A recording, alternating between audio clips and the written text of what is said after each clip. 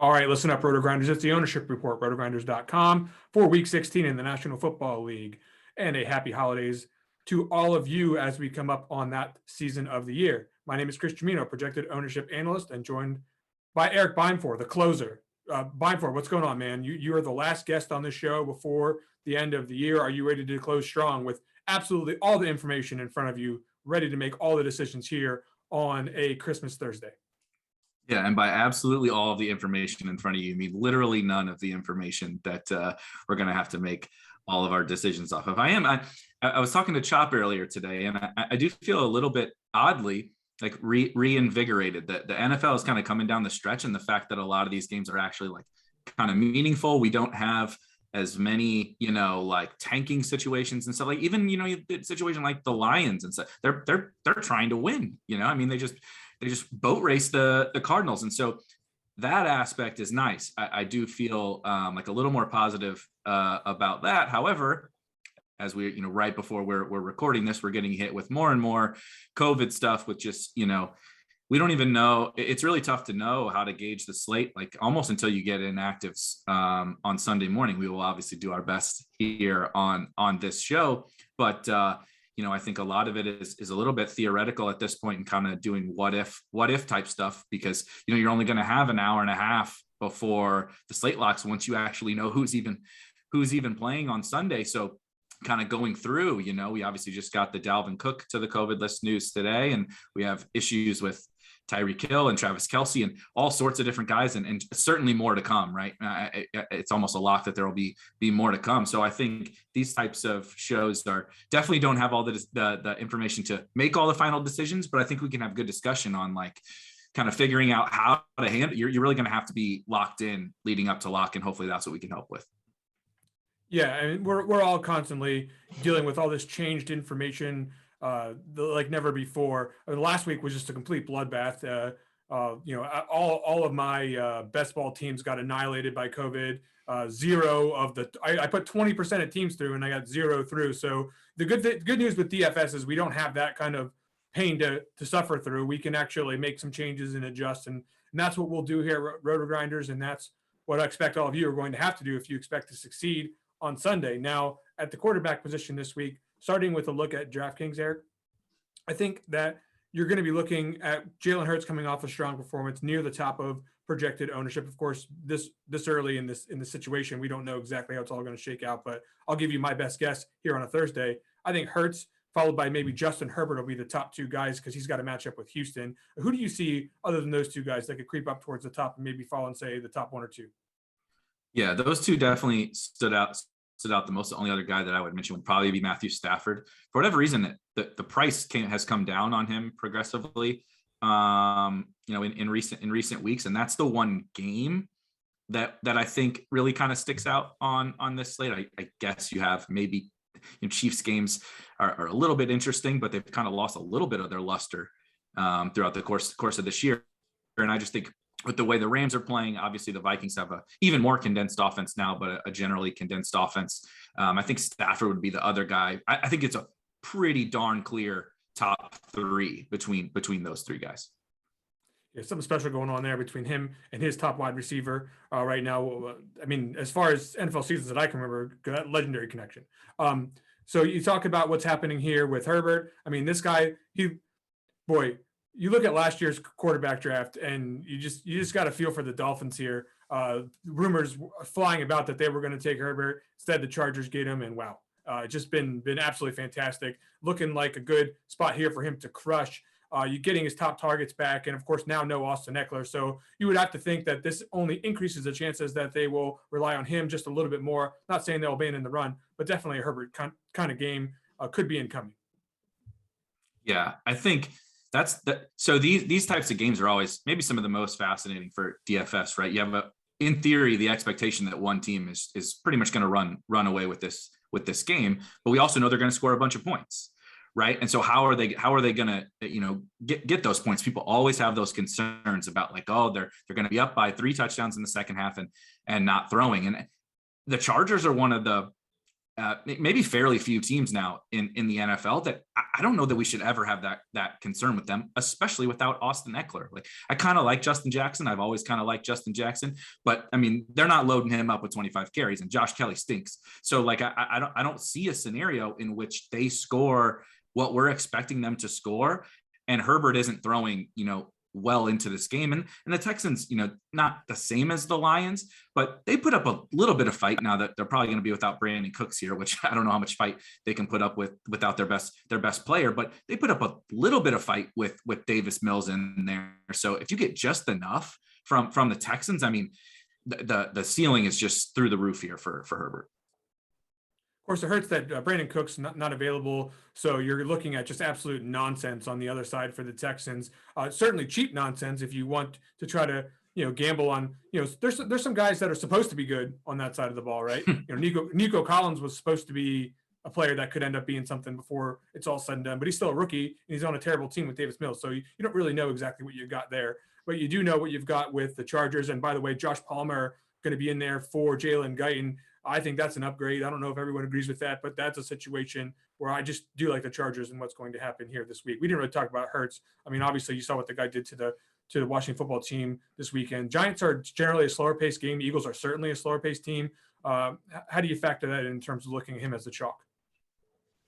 Obviously, we like the rushing quarterbacks. The matchup is amazing. I struggle with Hurts in these games. So like, I don't want to say Daniel Jones makes a difference, but the Jake Fromm, Mike Glennon thing is a situation where it's almost like the opposite of the Herbert thing we just talked about, right?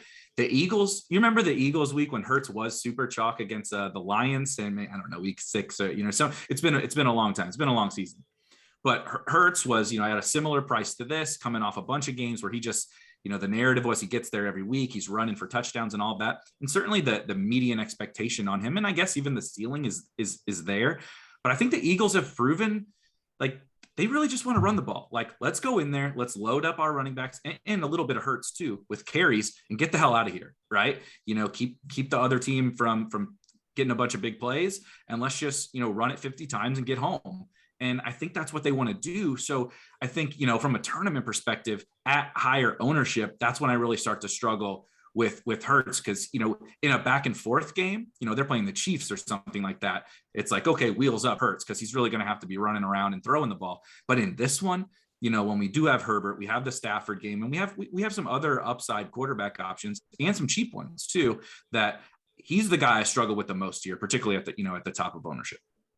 If Jordan Howard's even on your roster, you need to read between the lines there about what kind of football team this is, right? Like if the team even has him, like it's a problem for anyone who's not the top 2 pass catchers, and certainly you're seeing that with these guys Watkins and Rager, who otherwise look like they're pretty good players, but they're just not getting any kind of involvement whatsoever in this offense. It's all Goddard and to a lesser extent Devontae Smith outside the backs. Okay, so Lamar Jackson probably going to be back, I guess.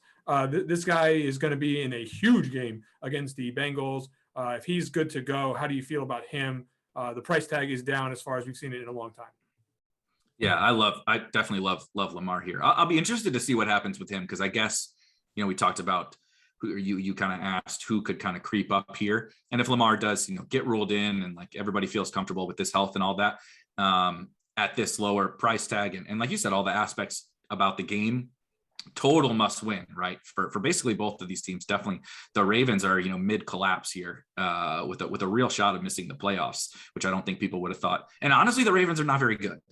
That's another thing that I don't think people quite realize is the Ravens are frankly just not a very good football team. And the defense is horrid. The defense is absolutely awful. So if you get Lamar back here, sub 7K on DraftKings, and the field is like maybe a little bit skittish, I mean, they are clearly, similar to the Chargers, again, a team that is willing to, even with Tyler Huntley, play aggressively, throw the ball. We know that these quarterbacks will run. They have no run game. Devonta Freeman and Latavius Murray and these guys are not going to be able to grind out wins for them. So if it's Lamar or even if it's Huntley, whoever is back there at quarterback, it is on them to win this game. And the Bengals defense is like, whatever. It's one of those matchups you just don't really care about. So I do actually, Lamar might be the quarterback I'm most interested in, like seeing where ownership comes in later this week. Because if he is lower owned than Stafford and Herbert and Hurts and stuff, I'll be even more interested than I am today.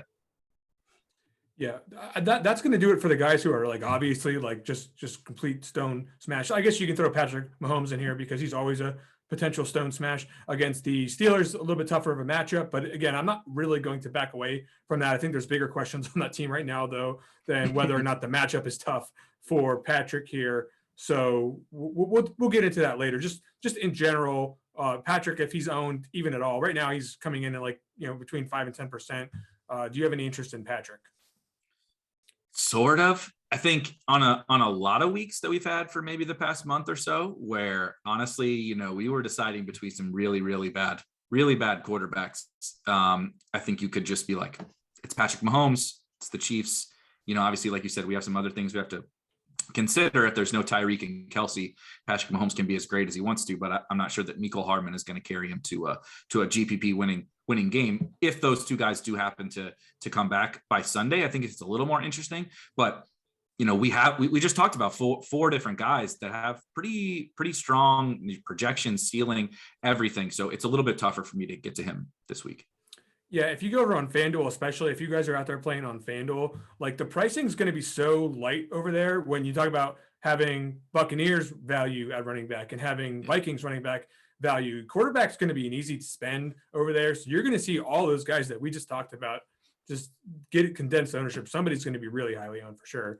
And that's a situation where, we'll talk a little bit later in the show about ways to get a little bit different if you need to at quarterback. I'm not saying do it. I'm saying if you need to, it's going to be easier on FanDuel to do that than on DraftKings where, these guys are going to be a little bit more spread out.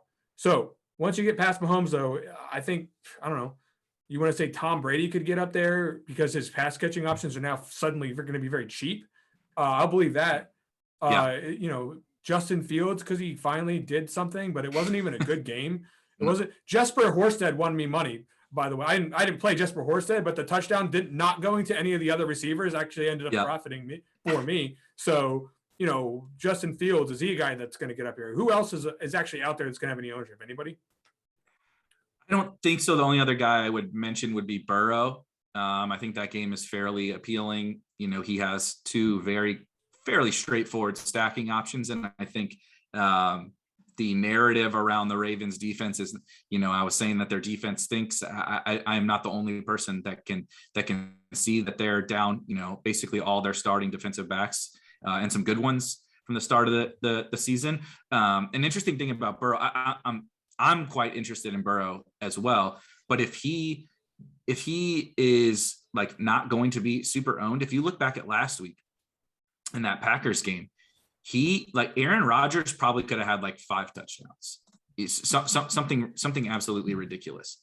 And so if, Lazard dropped 1 or 2 of them, he missed them once, they double teamed Devontae Adams the whole game, they can't double team Chase or Higgins, and so I think Burrow has a under 6K would be probably my go-to option, because I just don't think they're going to be able to score many points trying to grind out Mixon. He's also banged up, so kind of all signs point to maybe a little bit of a sneaky-ish shootout in this game. So if you want to play the opposite side of Lamar, I do think Burrow's pretty appealing.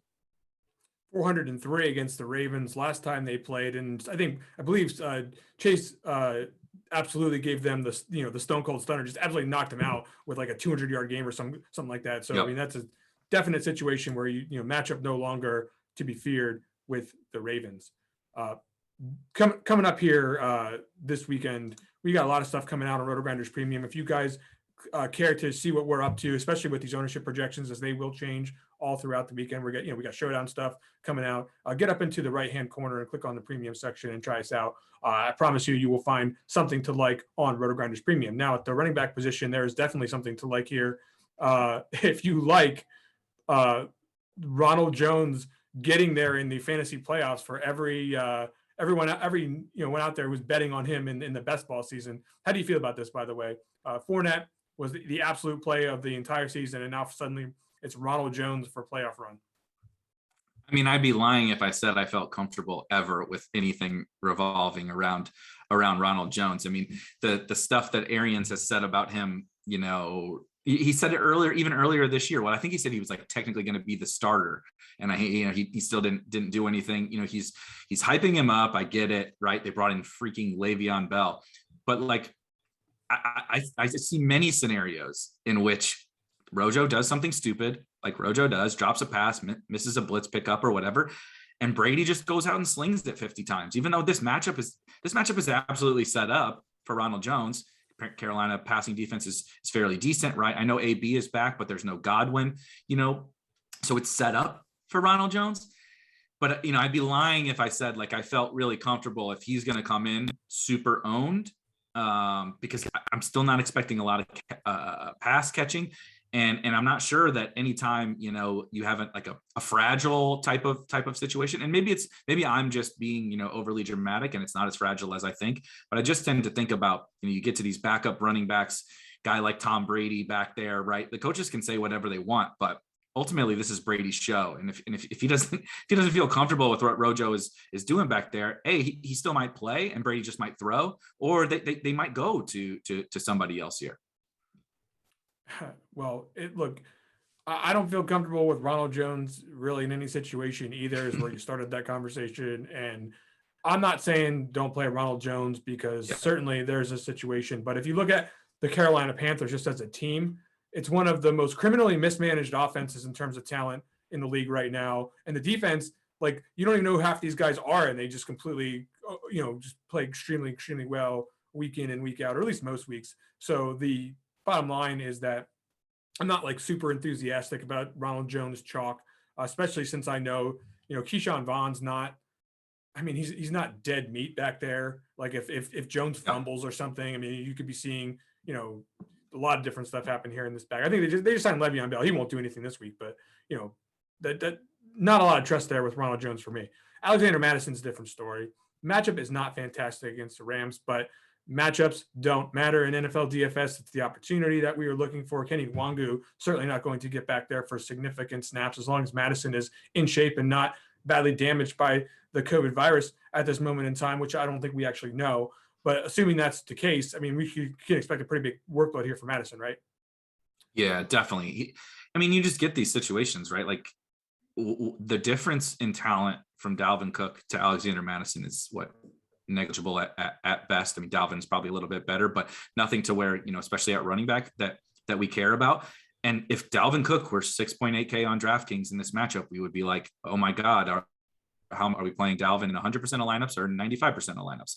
And so it's a fairly similar situation for Madison. And that's part of why, like, the Ronald Jones thing, and we'll probably get to some other running backs, are a little bit kind of sketchier for me, is you have this guy, and like Mike Zimmer is just he's gonna run, and he probably believes, and maybe rightfully so actually, is his path to winning this game is pounding the rock, right? Keep it away from Stafford and the high-powered offense, right? He's a traditional old school coach.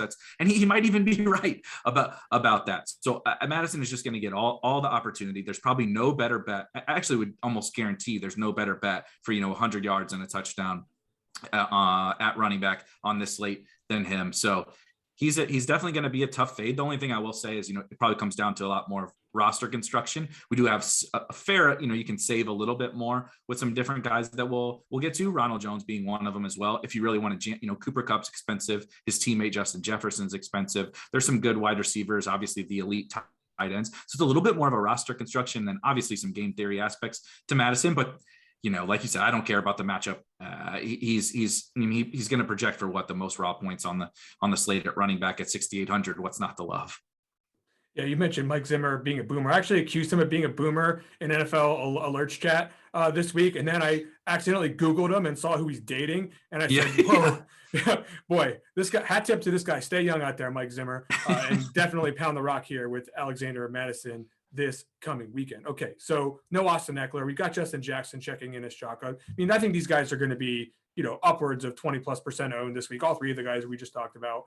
Jackson, I assume, again, we'll see how the projections play out by the time it's Sunday morning. But if he's, above, 13 fantasy points where we have him right now, you're going to be finding Justin Jackson on a lot of teams at 4,200, and that's just the way it is. You mentioned Josh Kelly stinks. So it's not that Justin Jackson's going to get a ton of touches, but I do think that he's more likely for passing game work and just in general more likely to get in the box here. So against Houston especially. So what's not to like here about Justin Jackson other than the ownership? Yeah, same thing. And I definitely have a little bit of bias. I've been kind of a little bit of a Justin Jackson stan. He can't stay healthy is actually, I don't think it's a talent issue really with Justin Jackson. He has just gotten banged up throughout his entire career. He's actually been fairly effective in any sort of, limited duty that he's ever gotten. And we've even gotten a couple times similar situations to this where like Eckler, other guys were out. I think Melvin Gordon back in the day, and he would step in and he would play fine. The issue is just fairly similar to Ronald Jones. Not that I'm expecting Justin Jackson to like get benched. That's a little bit more of the concern with Rojo. It's just that, I mean, I can't even guarantee that he's going to get the most touches in this backfield. Like we are making that assumption, and I think it's the most logical assumption. I also totally agree that he's the most likely guy for passing work, which is maybe the most important thing here. But I assume they'll call up Larry Roundtree, right? And when they do have Josh Kelly, and that, maybe those guys are the goal line backs, right? They're a little bit bigger guys, and maybe they play a hot hand. Maybe Roundtree, which has happened actually this year, Roundtree rips off a big run. The next thing you know, he gets the next 2 series. And there are enough running back plays here that I think are reasonable that, if we get Rojo and Justin Jackson as super chalky plays with like actually some real fragility, when we have like some other like real workhorses basically on the, Madison is obviously the keynote one, but there's other guys too that I think are pretty strong. So that's where I struggle definitely on this slate, is when we start to get some fairly strong projections and some fairly strong plays. And then you're playing these guys that, they definitely have a lot of downside and fragility to their projection and their role overall. Yeah, I mean, those are some good points here for sure about the uncertainty in the backfield for Los Angeles. But I will say that it's probably not going to stop me from getting him on one team at least. But it is a little concerning that there's a hot hand situation at large here. And you mentioned Larry Roundtree jumping into the mix to throw a little bit of risk on that Justin Jackson fire. Now, if you rewind the clock 13 months, you can just picture the daily fantasy community and the fantasy community in general. That GIF where they're carrying the casket and dancing. Inside that casket was David Montgomery, and all of a sudden, this dude just slapped everyone and said, "Not so fast." I'm a yards created king. I can keep my plays alive better than my opponents can bring me down. And all of a sudden, we're looking at David Montgomery as a very reliable asset in daily fantasy. Guaranteed all the touches in the backfield, pretty much guaranteed to have the first crack at the goal line, and very useful in the passing game at times. And now you've got a matchup with Seattle. So how do you feel about 5,700 David Montgomery? All things considered, probably would have been one of the chalkier plays if we didn't have this other value open up. Yeah, the other thing about him is I don't think people quite realize the extent to which he's a workhorse on this offense. Not even just the things that you said. Like everybody talks about Najee, right? Najee's like the one guy now that plays every snap and plays third downs and goal line and all that. Montgomery has ceded a few snaps here and there to Khalil Herbert or Damian Williams, but it's basically his backfield. And like you said, he plays goal line, he plays third downs. He's a little bit better than the DFS community like to maybe give him credit for. Again, I guess I'm just throwing shade at all these chalky running backs aside from Madison. The issue is just that offense. Like, I mean, I'm still a little bit bullish on Justin Fields long term, but I'm certainly not bullish on Matt Nagy long term. Not really bullish on their weapons. And so, Seattle is in both of these teams are. We kind of talked about the Eagles earlier. If picture 2 teams that want to get in there, run the ball, and get the hell out of there. It's the Bears and the Seahawks. This might be the lowest amount of plays on the entire slate. And so it's just another one. If he's catching ownership, like a Bears running back on a slate with a bunch of guys, so all these guys can't catch ownership, right? We're on our 4th running back here. And so that's the thing I'll mostly be monitoring. Like if nobody is going to play Montgomery, okay, he can go 102 here. But if we're going to latch on to David Montgomery, the workhorse, and maybe people are scared of Rojo or don't need the savings for Justin Jackson, I think that's kind of some of the stuff we're talking about between some of these guys, because they're in interesting kind of bizarre situations, whether it's bad offenses or maybe a little bit of a sketchy role.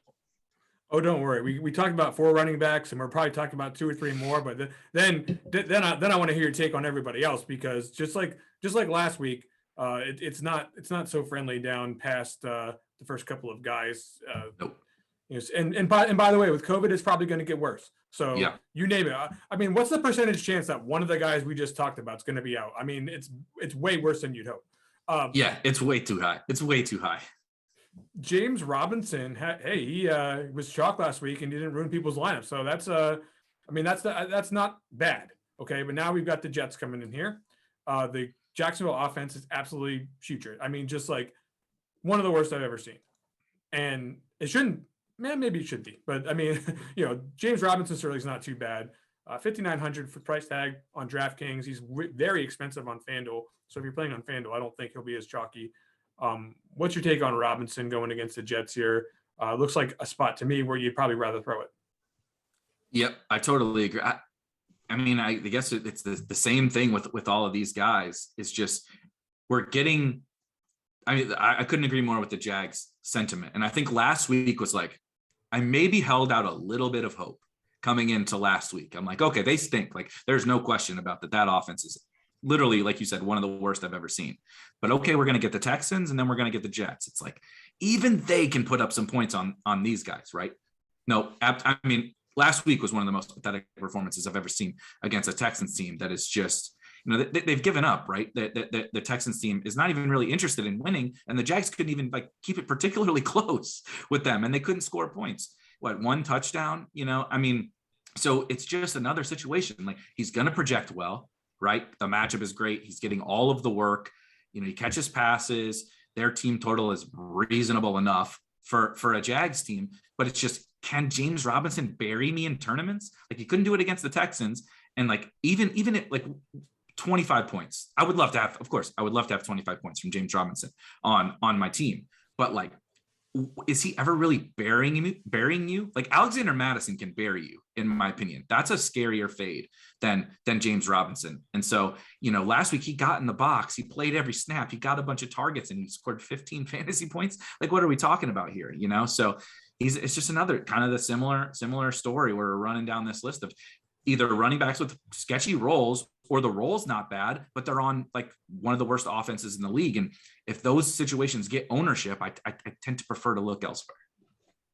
There are, what is it? So it's week 16. There are 3 weeks left in the regular season. How many touchdowns will Miles Sanders score in 3 weeks? Is the answer 0? Because I think that's the line, right? I think that the line is 0.5 for Miles Sanders. So what do you think? The line is definitely 0.5. But he's the first guy I'm kind of excited for out of this group, actually. We talked about Hurts and we talked about how the Eagles want to play. I think Miles, came back from an injury last week and was, basically the workhorse. Obviously, Jordan Howard mixed in, but a good chunk of Jordan Howard's carries were in the fourth quarter when that game was completely out of hand. I think that their offense, particularly their run game, can just absolutely overmatch this Giants offense and this Giants defense. Talking about a team that's quit. I mean, come on. The Giants are not interested in playing out the rest of this season. So if I was going to bet a Miles Sanders touchdown, the line is definitely 0.5, but I think this is the week. And then when you factor in this ownership and maybe Hurts gets some ownership, we'll talk about Goddard later, get some ownership. I think Miles Sanders makes quite a bit of sense as a leverage play for a bunch of different reasons. Yeah, just not going too well for Joe Judge, brother of a girl I went to college with. Shout out Janine. But this situation not really bearing the way that he had hoped here in New York. I don't know if he's going to be able to stick around here, but certainly he's going to have to show some kind of signs of life here in the coming weeks. I don't know if he's going to. Let's not get into the coaching carousel right now. I just, the Giants have definitely not been showing their best work, as you alluded to. So Joe Mixon here is a situation that's interesting. I think the ownership is probably going to get tamped down just a little bit.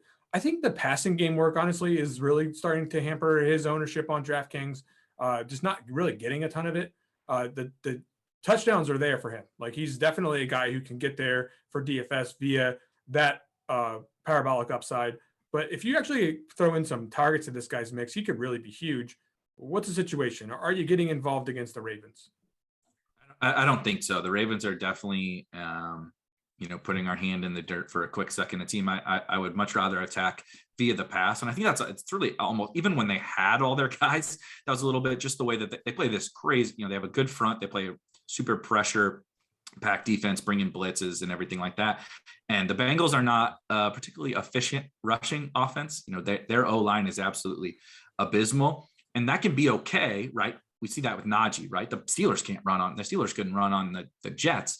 But if you have a role that obviously gets you the goal line work and gives you passing game work, you can be just fine in fantasy. But Joe Mixon has lost that passing game role. So now not only is he dinged up, Samaje Perine is playing most of the passing down snaps. Joe Mixon gets a little bit of work here and there, but we're back to old school. Like Perine has just taken that, if you remember, like the old Gio Bernard role, and why Mixon was never really unlocked in fantasy. We've kind of taken that step back with Mixon. So when you combine all those things, like a little bit of a rough matchup and all of that, Mixon is low on my list.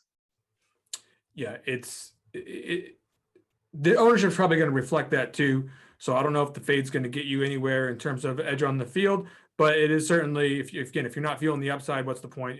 We do need to score fantasy points to win. Okay. Outside of the guys we just talked about, then we got a big list of guys of question marks, blahs, split backfields that could end up being huge. And I'll just give you some examples of this. Okay. So just guys we don't really know what to think about. I mean, Michael Carter against the Jacksonville, he's not it's the other Michael Carter who's out with COVID, right? Not this Michael Carter. Yes, I think that was the corner. That was, yeah. Yeah.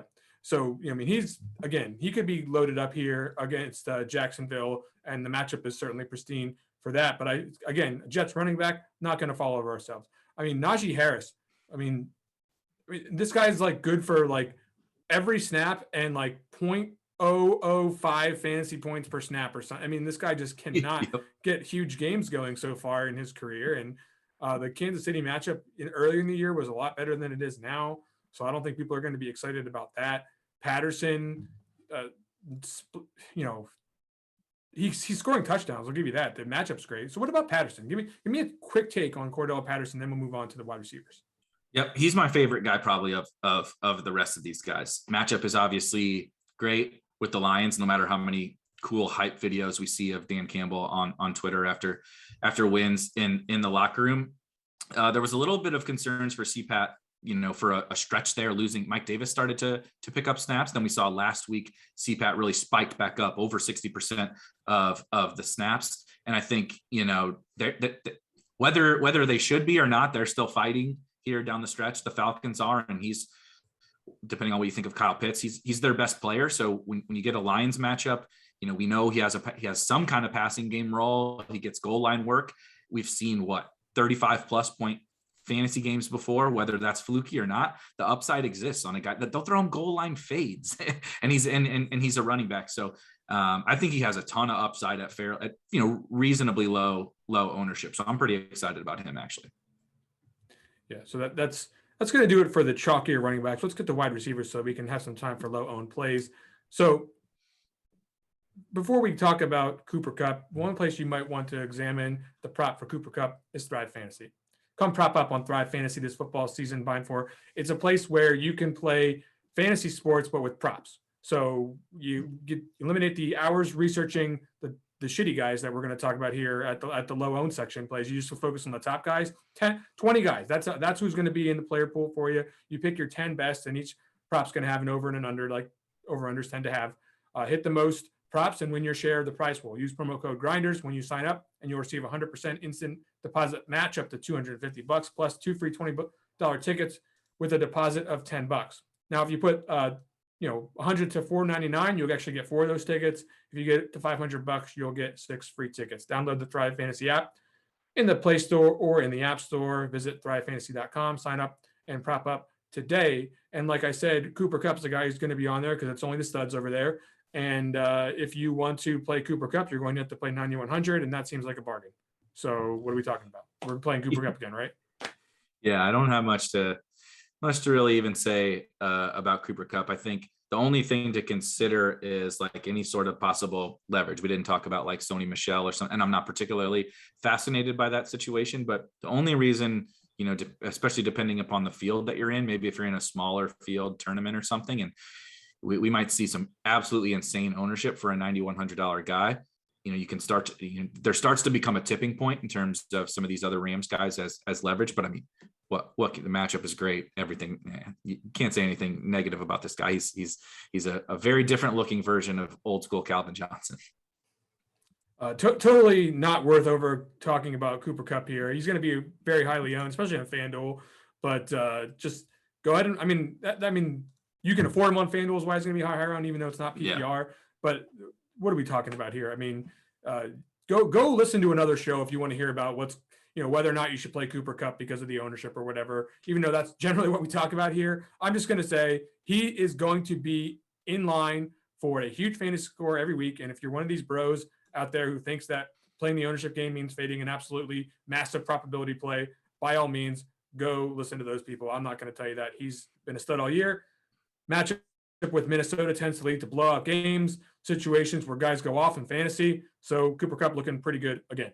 Now, I have more concerns about Antonio Brown, who should be chalky if he is 4,900 and expected to score somewhere between 13, 15 fantasy points on a median basis, depending on who's doing the projection. The issue that I have with him is that he has not been around for several weeks. He is someone who has got a certain number of issues to begin with. And, he's 33 years old. Is he going to walk in here and just get a full complement of snaps just because these other guys are out? Or are they going to rely on the guys that have been in the building for more time than he has? I mean, what's the situation here? I mean, I think in general, we can trust that he's going to play a good amount, but is this a full-time player we're talking about with Antonio Brown?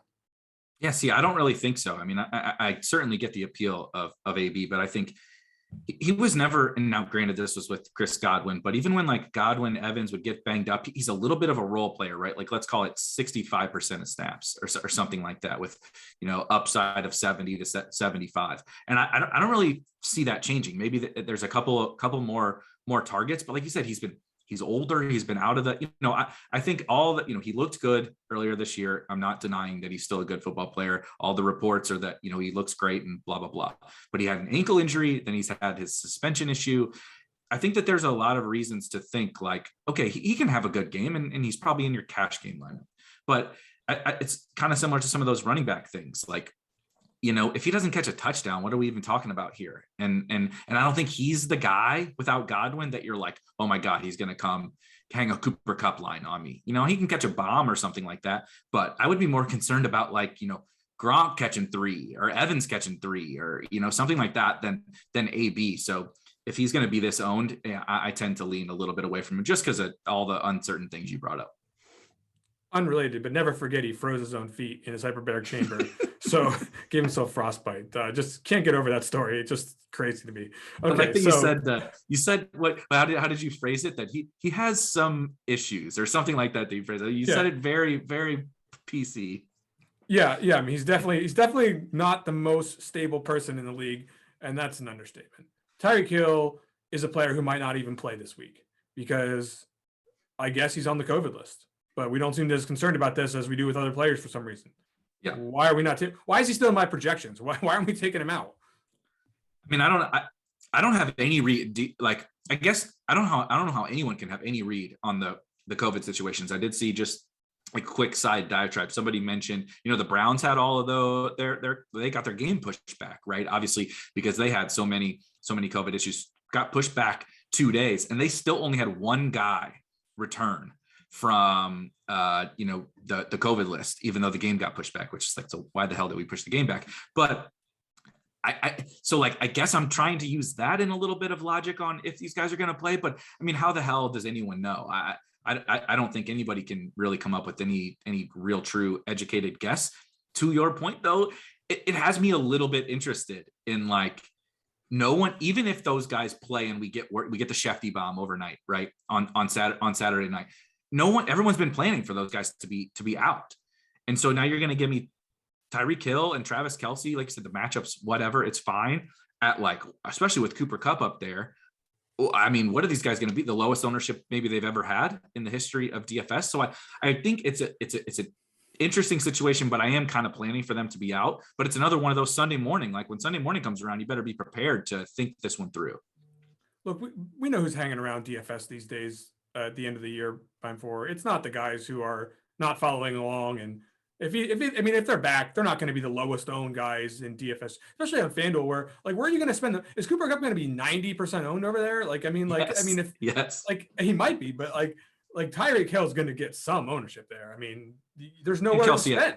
and Kelsey's the tight end. So I think FanDuel is the one where DraftKings, it could be a little bit more interesting because, you have money to spend, but it's a little bit tighter. FanDuel, if they get ruled in, everybody's going to put them in their projections, and they're definitely going to pop. So for what it's worth, the guys in chat were telling me that they think there's some optimism that both of those guys can come off the list, which is why they're actually in the projections and why they actually still have ownership projections. But if I take these guys out of the ownership projections with the numbers they're getting, they're going to skyrocket Cooper Kupp. It's going to anyone who costs money that you want to play, Keenan Allen. I mean, these guys are just going to start going through the roof.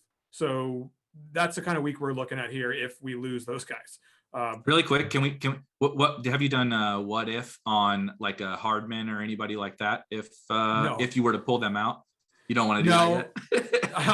I have not allowed my mind to get there yet. I mean, one terrible situation at a time. I mean, you're talking about Byron Pringle, Demarcus Robinson. I mean, what is Josh Gordon going to emerge from the grave if that happens? I mean, there's a lot to think about here as far as the Chiefs are concerned. But I would say that the running backs will end up being people that we're interested in as well. But God, don't even joke about that. Okay, so Marquise Brown. Boy, 5,800 is a pretty good tag for him. You mentioned not being scared of the Bengals as a matchup. Fantasy points wise, maybe we're aggressive at 14 here. I don't really know where everyone's at as far as what we think he's a pretty good way to go this week. How are you treating Marquise Brown? Yeah, on one hand, I love the price. That's for sure. I also don't think people quite understand how kind of big of a volume hog he has been. He's viewed as it's almost like the baby Tyreek Hill syndrome. People think Tyreek is just this down the field bomber, but he's actually like a crazy high target share and gets a ton of short to intermediate work. And Hollywood has been that, and he really was that last week. It was almost embarrassing how low he was just catching 2-yard pass after 2-yard pass from Tyler Huntley. Will that happen with Lamar? I don't think Lamar will lock in on him on these little 2-yard checkdowns quite as much. Lamar, I think, will push the ball down the field, but that also is what unlocks his upside. So he's also the kind of guy if you're interested in this game, whether you're playing Lamar or you're playing Burrow, he's the kind of guy I really like in these kinds of games because you just get these lid lifters that just open the game up, right? You get the 160-yard touchdown. We saw you mentioned it with Chase earlier, right? He had 200 yards with an 80-yard touchdown. The next thing you know, there's 40 points on one side, and it just speeds that game up. It's like the anti-Bears Seahawks that we talked about earlier, right? There's no way that game is getting sped up. But in this, you get one big bomb, then maybe you get one on the other side, and the next thing you know, that's the game you have to have in tournaments. So that's a big reason why I like him too.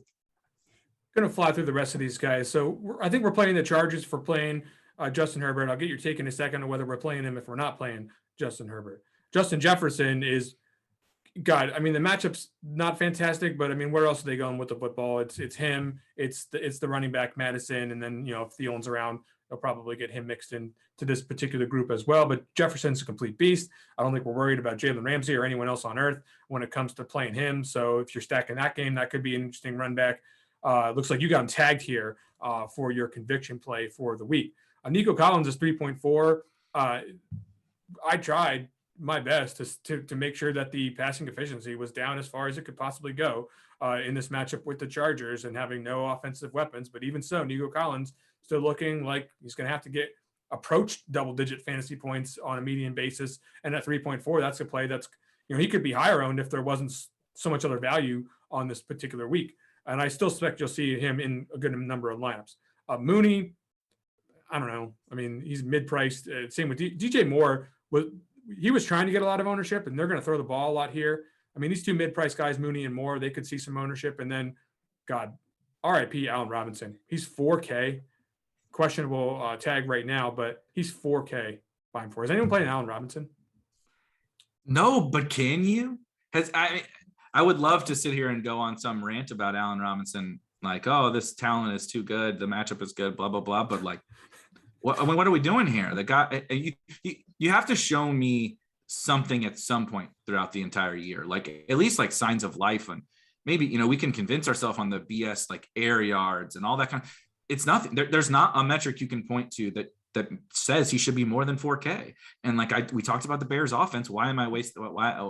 I don't know. There's too many other options, right? And there's going to be more. There's going to be more that open up by Sunday. I just don't want to mess around with it. Anyone else that you think is going to be chalky here? So we mentioned the Chargers real quick. Are you playing them if you're not playing a Keenan Allen stack? Or Justin Herbert stack? I don't think so. Not if I'm not playing Keenan, and it wouldn't be because they're not good plays, but I think you can probably get raw points projection somewhere close enough with let Chase, right? Just play Jamar Chase or play T Higgins or play Hollywood or something like that if you're attacking that game, as opposed to like a one-off Keenan Allen. So I think no. I think we could talk all day about wide receivers if we had the time, which we don't.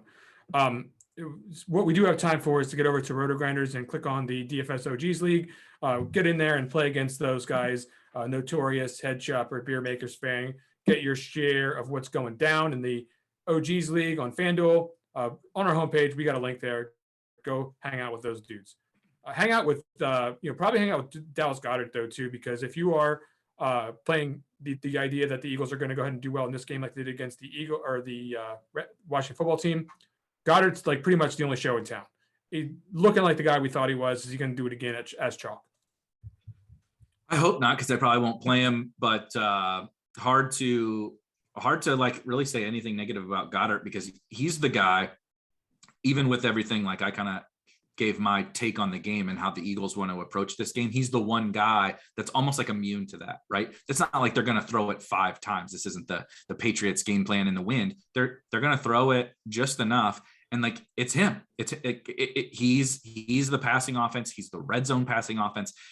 So I definitely get he's a tough fade. I would just be making sure I'm smart about how I don't really love like a one-off Dallas Goedert, because I'm not so certain that makes sense in tournaments. But I think if you're being smart about how you're playing him, obviously at 5.1, he looks really good. Kelce, if he's out, we won't discuss Travis Kelce here. I think that's going to boost the ownership of guys like Gronk and Mark Andrews on this slate. So I expect both of those guys to have a pretty good amount of ownership. I think both of those guys are well merited as high upside fantasy plays at the tight end position, but I think you're going to have a bunch of people along for the ride if you play those guys. But they score touchdowns, and we like that for daily fantasy.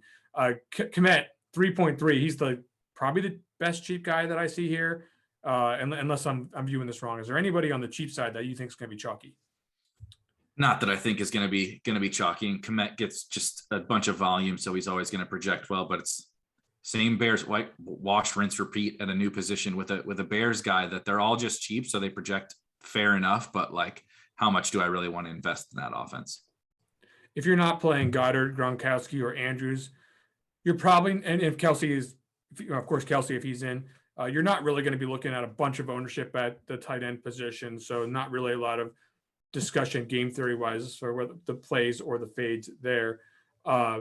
Certainly, if you're playing it from the low owned angle, hey, who can we play at low ownership to maybe get there in these big tournaments? Maybe we'll talk about that in a couple minutes. Okay, so the defenses right now, early. This is still pretty early, but the Falcons are showing up as possibly high owned against the Lions. The Bears are showing up against the Seahawks.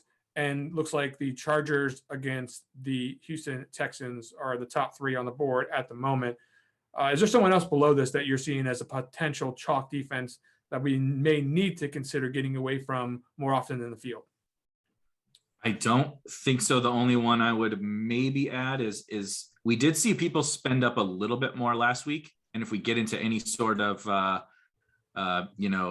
situation where we have to, like, more value opens up even more than what we're talking about right here. I do think the Eagles, people love to pick on the Giants. They're going to have one of Mike Glennon or Jake Fromm back there, which people love to, and rightfully so, love to pick on those backup guys. So maybe a little bit there, but no, I think it's definitely, and I was going through and running some optimals and hand building some teams and stuff too. And it was fairly clearly the spend down and then maybe the Chargers.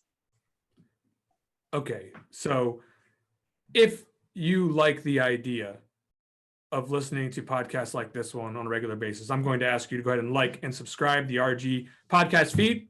If you're watching on YouTube, go ahead and smash the like button and get your information from the RotoGrinders channels. Lots of smart people coming on here, myself excluded, but Beimfohr and many others on here on a regular basis, giving you the lowdown. Go ahead and subscribe and like this stuff. You will appreciate it. Okay.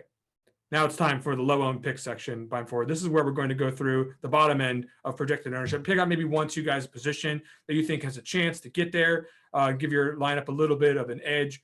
And when I say an edge, I'm talking about mostly for these big fields. If you're playing what Beimfohr's in, like what are you in, like the 50K entry, like monster or whatever Beimfohr? I mean you're out there playing with the big boys, right?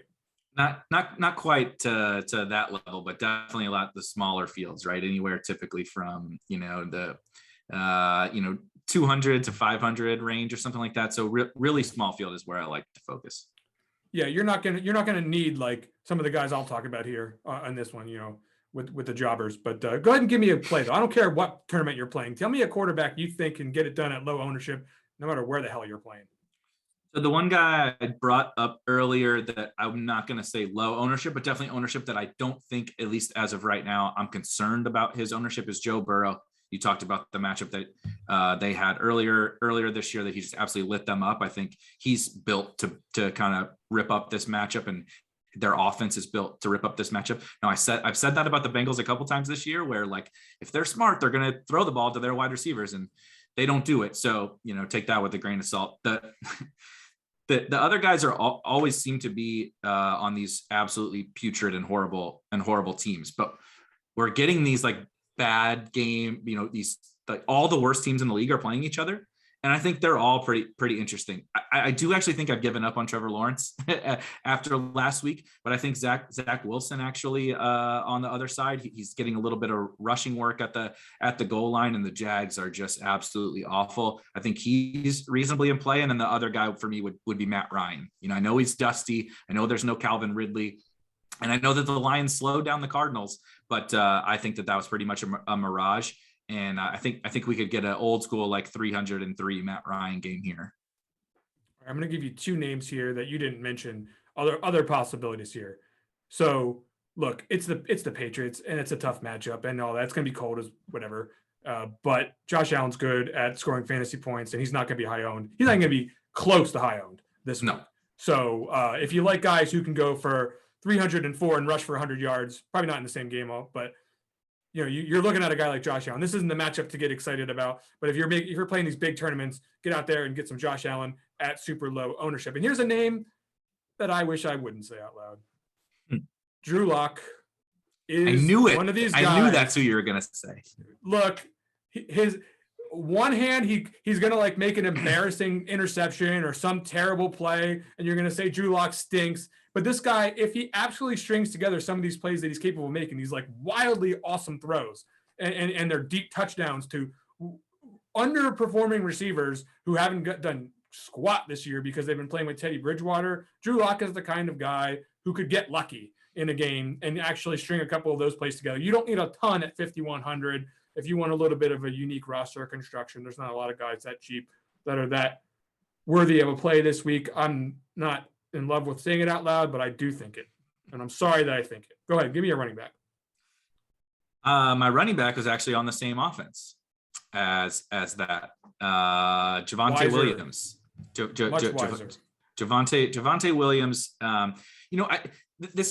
I think we need to throw away this narrative of like he's going to steal the job from Melvin Gordon. I think that was very clearly never going to happen. They're in the playoff hunt. They're trying to win games. Melvin Gordon is a part of their offense, and they don't want to give Javonte Williams 100% of the work.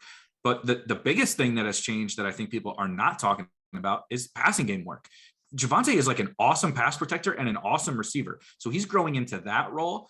And this matchup is great for him to be. I mean, he's like always efficient on the ground. This matchup is great for him to be efficient on the ground. And if he can rack up some catches, he's going to be super low owned because we do have some other options. But a really talented running back on a team that I do suspect is going to score a good amount of points, compared him like at the same price to what we were talking about, James, like Jags running backs and Jets running backs and all that. I prefer Javonte to those guys. Yeah, definitely a much wiser play. Okay, so let's pretend like I didn't say Josh Allen at the quarterback position, and I think the game goes the other way.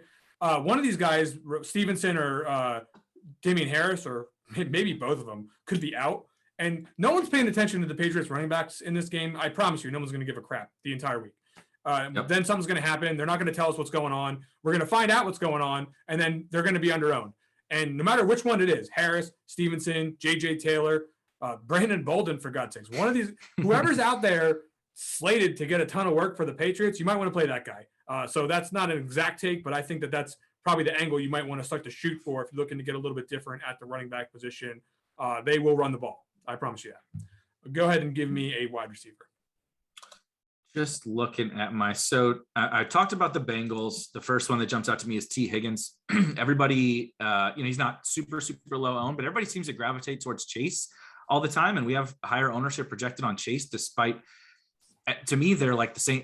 At worst, they're like the same play. And I guess Chase is sexier. He does make a little bit more big plays and stuff like that. But if you can get T. Higgins at lower ownership at a cheaper price in the same matchup, I really like going after that. I'm gonna throw two more. You mentioned Justin Jefferson, not low owned, but I think if anything, now with the Madison news, people will play Madison and people will spend up on Kupp. And then we do have a lot of other options. I personally don't foresee Justin Jefferson getting steamed up to a crazy level of ownership. And I'm not sure, even with Thielen back, I'm not sure people quite understand how good and how much upside he has. And then the other one, you don't have to play him in a fade Cooper Kupp lineup, but you were talking about in these crazy large fields. It's Odell Beckham. Odell has been pretty freaking awesome for the Rams. I don't think he's lost a ton of ability. And if you do happen to get the game where Cooper Kupp doesn't catch all the touchdowns, I promise they're going to score some touchdowns. And I think Odell's the one guy that very clearly benefits from maybe a situation where Kupp doesn't go absolutely nuclear. And you can play them both, of course, but he also makes for interesting leverage. I feel like dudes under 10% who can get 10 targets. I might throw Stephon Diggs into the mix. You can get more than 10 targets, that's for sure. And he's probably going to get a ton of targets this week if the Bills actually have the football. So again, I'll flip the scenario. This is not the scenario where the Patriots' backs are going off. But this is a situation, regardless of whether you play Josh Allen, where Stephon Diggs is going to be low owned because of the structure of this slate. And he's like, he and Cooper Kupp are not this different. Like, I mean, they're different the way it's been going this year. But last year, Cooper Kupp was Stephon Diggs. So go ahead and maybe consider doing that at the wide receiver position if you want to get a swerve. Any tight ends? Oh, yeah. Kyle Pitts. I'm going down swinging. What? I'm going down swinging on Kyle Pitts. He has not scored. He scored one touchdown this entire season. I talked about the Falcons just kind of liking over. I talked about CPAT, right? I talked about Matt Ryan. I'm bullish on the Falcons here in this spot in a dome, as we get to winter issues, weather and all that. If there was going to be a time for Kyle Pitts to do it at super low ownership, I think that this is the week. So I will definitely be having some Kyle Pitts. People wonder if I am stacking a Buffalo Bills game against the Patriots.